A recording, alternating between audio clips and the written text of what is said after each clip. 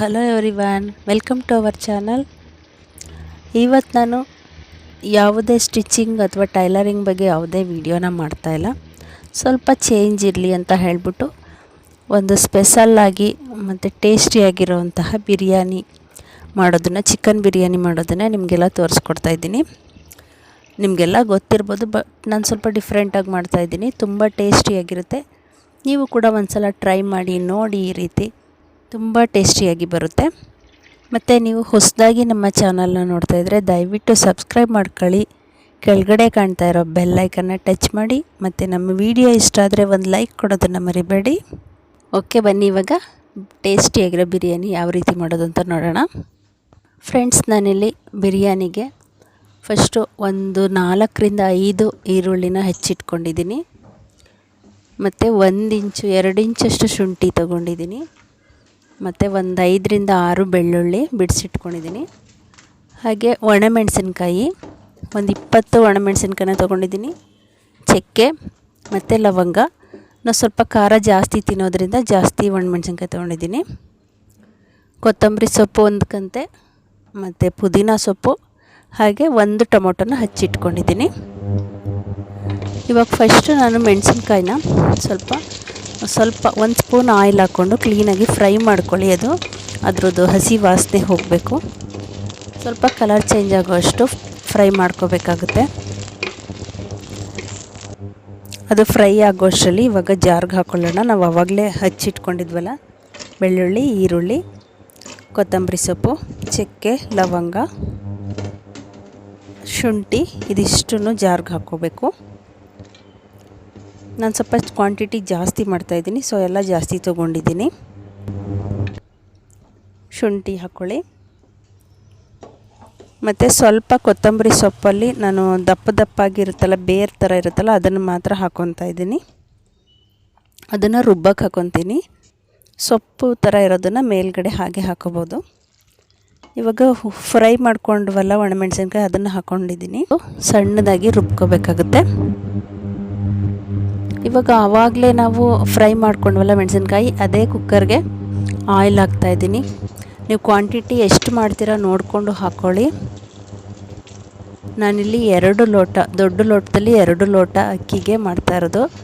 So ಸ್ವಲ್ಪ ಜಾಸ್ತಿ quantity ಮಾಡ್ತಾಯಿದ್ದೀನಿ.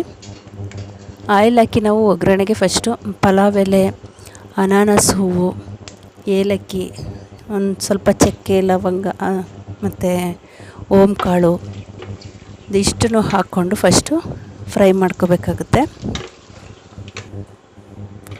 ಇವಾಗ ಸ್ವಲ್ಪ ಸಣ್ಣದಾಗಿ ಹಚ್ಕೊಂಡಿರೋವಂಥ ಈರುಳ್ಳಿನ ಹಾಕ್ಕೊತಾ ಇದ್ದೀನಿ. ಇದಾದಮೇಲೆ ಟೊಮೊಟೊ ಹೆಚ್ಚಿದ್ವಲ್ಲ ಒಂದು ಟೊಮೊಟೊನ ಹಾಕ್ಕೊತಾ ಇದ್ದೀನಿ. ಇದೆರಡು ಸ್ವಲ್ಪ ಚೆನ್ನಾಗಿ ಹಸಿ ವಾಸನೆ ಹೋಗೋವರೆಗೂ ಕ್ಲೀನಾಗಿ ಫ್ರೈ ಆಗಬೇಕು.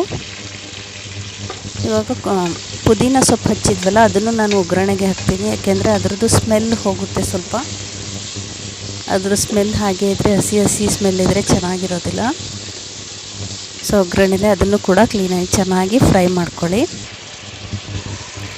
ಇವಾಗ ಅದು ಫ್ರೈ ಆದಮೇಲೆ ಚಿಕನ್ನ ಹಾಕಿದ್ದೀನಿ. ಚಿಕನ್ನ ಫ್ರೈ ಮಾಡಿ ಇದಕ್ಕೆ ಸ್ವಲ್ಪ ಇವಾಗಲೇ ಉಪ್ಪು ಹಾಕ್ಕೋಬೇಕು. ಅದೊಂದು ವಿಡಿಯೋ ಮಿಸ್ ಆಗಿದೆ. ಉಪ್ಪು ಹಾಕ್ಬಿಟ್ಟು ಕ್ಲೀನಾಗಿ ಫ್ರೈ ಮಾಡಿ. ಇದೊಂದು 10 ನಿಮಿಷ ಚೆನ್ನಾಗಿ ಫ್ರೈ ಆಗೋ ತನಕ ಹಾಗೆ ಬಿಟ್ಬಿಡಿ.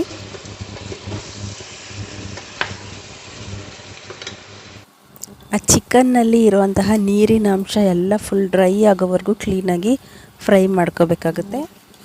ಇಲ್ಲಾಂದರೆ ಟೇಸ್ಟ್ ಚೆನ್ನಾಗಿರಲ್ಲ, ಹಸಿಯಾಗಿರುತ್ತೆ ಚಿಕನ್ನು. ಆ ನೀರೆಲ್ಲ ಫುಲ್ ಕ್ಲೀನಾಗಿ ಡ್ರೈ ಮಾಡ್ಕೊಳ್ಳಿ. ಇವಾಗ ಇದಕ್ಕೆ ನಾನು ಸ್ವಲ್ಪ ಅರಿಶಿನ ಪುಡಿನ ಹಾಕ್ಕೊತಾ ಇದ್ದೀನಿ. ನೀವು ಬೇಕಿದ್ರೆ ರುಬ್ಬುವಾಗ ಬೇಕಾದರೂ ಹಾಕ್ಕೋಬೋದು, ಇಲ್ಲ ಈ ಥರ ಫ್ರೈ ಮಾಡುವಾಗ ಕೂಡ ಹಾಕ್ಕೋಬೋದಾಗುತ್ತೆ. ಅರಿಶಿನ ಪುಡಿ ಹಾಕ್ಬಿಟ್ಟು ಇನ್ನೂ ಒಂದು 5 ಮಿನಿಟ್ಸು ಚೆನ್ನಾಗಿ ಫ್ರೈ ಮಾಡ್ಕೊಳ್ಳಿ. ಅದರಲ್ಲಿರೋ ನೀರಿನ ಅಂಶ ಎಲ್ಲ ಡ್ರೈ ಆದಮೇಲೆ ನಾವು ಆಗಲೇ ರುಬ್ಬಿಟ್ಕೊಂಡಿದ್ವಲ್ಲ ಮಸಾಲ, ಅದನ್ನು ಹಾಕ್ಕೊಳ್ಳೋಣ.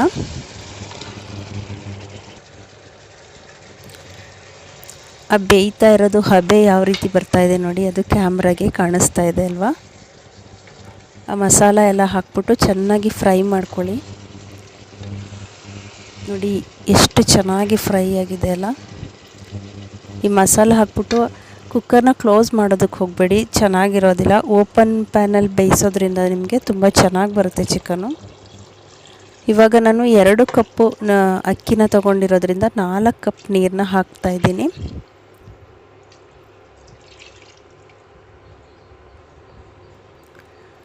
ಮೇಲ್ಗಡೆ ಸ್ವಲ್ಪ ಕೊತ್ತಂಬರಿ ಸೊಪ್ಪನ್ನ ಹಾಕ್ಕೊತೀನಿ. ಇದಿಷ್ಟು ಹಾಕಿ ಸ್ವಲ್ಪ ಅದು ಕುದಿ ಬರೋ ತನಕ ಹಾಗೆ ಬಿಡಿ. ಇವಾಗ ಕುದಿ ಬರ್ತಾ ಇದೆ. ಇವಾಗ ನಾನು ಆಗಲೇ ಕ್ಲೀನಾಗಿ ತೊಳೆದಿಟ್ಕೊಂಡಿದ್ದಂತಹ ಅಕ್ಕಿನ ಇದಕ್ಕೆ ಸೇರಿಸ್ತಾ ಇದ್ದೀನಿ.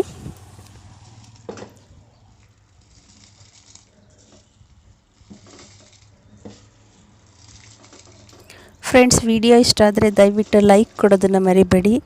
ಹಾಗೆ ನಿಮ್ಮ ಫ್ರೆಂಡ್ಸು ಫ್ಯಾಮಿಲಿ ಮೆಂಬರ್ಸ್ಗೂ ಕೂಡ ನನ್ನ ವಿಡಿಯೋನ ಶೇರ್ ಮಾಡಿ ಫ್ರೆಂಡ್ಸ್.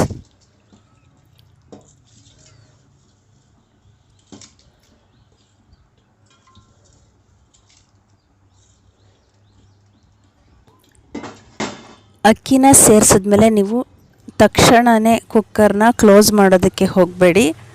ಹಾಗೆ ಓಪನ್ನಾಗೆ ಇಟ್ಟು ಅದು ಚೆನ್ನಾಗಿ ಕುದಿ ಬರೋವರೆಗೂ ಬೇಯಿಸ್ಕೊಳ್ಳಿ. ಈ ಥರ ಬೇಯಿಸೋದ್ರಿಂದ ಉಪ್ಪು ಖಾರ ಚೆನ್ನಾಗಿ ಹಿಡಿದಿರುತ್ತೆ, ಒಳ್ಳೆ ಟೇಸ್ಟ್ ಬರುತ್ತೆ. ಕುಕ್ಕರು ಮುಚ್ಚೋದಕ್ಕಿಂತ ಹಾಗೆ ಓಪನ್ನಾಗಿ ಬೇಯಿಸಿ ನೋಡಿ, ನೀವು ಟೇಸ್ಟು ತುಂಬ ಚೆನ್ನಾಗಿರುತ್ತೆ. ಓಪನಾಗಿ ಬೇಯಿಸಿದ್ರೇ ಬಿರಿಯಾನಿ ತುಂಬ ಚೆನ್ನಾಗಿರುತ್ತೆ ನೀವು ಕ್ಲೋಸ್ ಮಾಡೋದಕ್ಕಿಂತ. ಅದೊಂದು 3/4 ಭಾಗ ಬೆಂದಾಗಿದೆ ಅನ್ನುವಾಗ ಒಂದು ಅರ್ಧ ನಿಂಬೆಹಣ್ಣು ಹಾಕ್ಕೊಳ್ಳಿ. ಟೊಮೊಟೊ ಜಾಸ್ತಿ ಹಾಕಿದರೆ ನಿಂಬೆಹಣ್ಣು ಹಾಕಬೇಡಿ, ಏಕೆಂದರೆ ಹುಳಿ ಬಂದ್ಬಿಡುತ್ತೆ. ಟೊಮೊಟೊ ಕಮ್ಮಿ ಹಾಕ್ಬಿಟ್ಟು ಒಂದು ಅರ್ಧ ನಿಂಬೆಹಣ್ಣು ಹಾಕಿ, ಟೇಸ್ಟ್ ಚೆನ್ನಾಗಿರುತ್ತೆ. ಇದು ಒಂದು 90% ಪೂರ್ತಿ ಬೆಂದಿದೆ, ಇನ್ನು ಸ್ವಲ್ಪ ಬೇಯಬೇಕು ಅನ್ನುವಾಗ ಮಾತ್ರ ನಾನು ಕುಕ್ಕರ್ನ ಕ್ಲೋಸ್ ಮಾಡಿಡ್ತೀನಿ. ರೆಡಿ ಆಗೋಷ್ಟರಲ್ಲಿ ನಾನು ಕಬಾಬ್ಗೆ ರೆಡಿ ಮಾಡ್ಕೊತೀನಿ. ಇಲ್ಲಿ 1 kg ಚಿಕನ್ ಇದೆ. ಇದಕ್ಕೆ ನಾನು ತೇಜು ಬಿರಿಯಾನಿ ಪೌಡರ್ನ ಹಾಕ್ಕೊತಾ ಇದ್ದೀನಿ. ಇದು ಟೇಸ್ಟ್ ಚೆನ್ನಾಗಿರುತ್ತೆ. ಮತ್ತು ಶುಂಠಿ ಬೆಳ್ಳುಳ್ಳಿ ಪೇಸ್ಟ್ ಮಾಡ್ಕೊಂಡಿದ್ದೀನಿ, ಅದನ್ನು ಹಾಕ್ಕೊಂಡಿದ್ದೀನಿ. ಅದೇನು ಫುಲ್ಲು ಸಣ್ಣದಾಗಿ ಪೇಸ್ಟ್ ಮಾಡೋ ಅವಶ್ಯಕತೆ ಇಲ್ಲ, ಸ್ವಲ್ಪ ಈ ಥರ ದಪ್ಪದಾಗಿದ್ರೂ ನಡೆಯುತ್ತೆ. 1 ಮೊಟ್ಟೆನ ಹಾಕ್ಕೊಂಡಿದ್ದೀನಿ. ರುಚಿಗೆ ತಕ್ಕಷ್ಟು ಉಪ್ಪು. ಸ್ವಲ್ಪ ಖಾರ ಜಾಸ್ತಿ ತಿಂತೀವಿ ಅನ್ನೋರು ಹಚ್ಮೆಣ್ಸಿನ್ಕಾಯಿ ಪುಡಿನ ನಿಮ್ಗೆ ಎಷ್ಟು ಬೇಕಷ್ಟು ಹಾಕ್ಕೊಳ್ಳಿ. ನಾನು 2 ಸ್ಪೂನ್ ಹಾಕ್ಕೊಂಡಿದ್ದೀನಿ. ಈ ಬಿರಿಯಾನಿ ಪೌಡರು ಅಷ್ಟು ಖಾರ ಆಗಿರೋದಿಲ್ಲ, ಸೊ ಖಾರ ಜಾಸ್ತಿ ಹಾಕ್ಕೊಂಡಿದ್ದೀನಿ. ಮತ್ತು 1-2 ಸ್ಪೂನ್ ಕಾರ್ನ್ಫ್ಲೋರ್ ಹಾಕಬೇಕು. ಕಾರ್ನ್ಫ್ಲೋರ್ ಹಾಕೋದು ವಿಡಿಯೋ ಮಿಸ್ ಆಗಿಬಿಟ್ಟಿದೆ ಫ್ರೆಂಡ್ಸ್. ಅದನ್ನು ಆ್ಯಡ್ ಮಾಡಿಕೊಂಡು 10 ಮಿನಿಟ್ಸ್ ಇದನ್ನು ಪೂರ್ತಿ ಕಲಿಸ್ಬಿಟ್ಟು ಇಟ್ಬಿಡಿ. ಆಮೇಲೆ ಎಣ್ಣೆಲಿ ಹಾಕ್ಕೊಂಡು ಫ್ರೈ ಮಾಡ್ಕೋಬೇಕು. ಬನ್ನಿ ಇವಾಗ ಕುಕ್ಕರ್ ಓಪನ್ ಮಾಡೋಣ.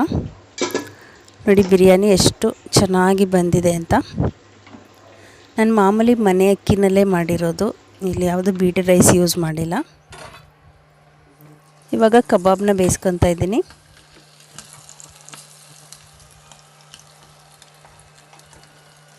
ಪಲಾವ್ ಜೊತೆಗೆ ಕಬಾಬ್ ಇದ್ರೇ ಅದರ ಟೇಸ್ಟು ಸೂಪರಾಗಿರುತ್ತೆ. ಅದರಲ್ಲೂ ಖಾರ ಆಗಿದ್ರಂತೂ ತಿನ್ನೋದಕ್ಕೆ ಇನ್ನೂ ಸೂಪರು. ವಿಡಿಯೋ ಇಷ್ಟ ಆಗಿದ್ದರೆ ಒಂದು ಲೈಕ್ ಕೊಡಿ friends. Thank you for watching.